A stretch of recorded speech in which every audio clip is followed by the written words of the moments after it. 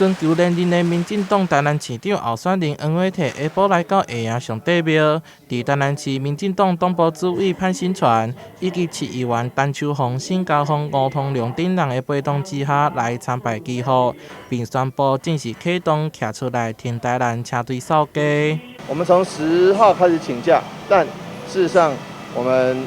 很多行程已经开始做，只是今天有一个很重要的，就是宣誓从下营出发。下营台语叫做下营宣誓，除了我们市长选举会会赢之外，我们的议员，民进党所提名的各位议员也都要能够也都要能够顺利当选。因此呢，这个是宣示我们的决心，也宣示我们的毅力，也做一个好喜的好兆头。针对这几天各家媒体大部分的民调显示，黄伟哲拢领先谢龙介等人。对此，黄伟哲嘛讲出伊的看法。对于民调的部分，我们都予以尊重，但最重要的是我们的努力。所以说，不管是差几趴或者差几万票，我们都会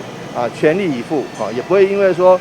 差距很大，我们赢了很多就放松。伫选举的最后阶段启动陆战，就是爱拼人气，把票吹出来。而且今年的选情相对较冷，有执政优势的黄伟哲，只要把市政维持好，就有可能来安全过关。台南新闻杨胜怀采访报道。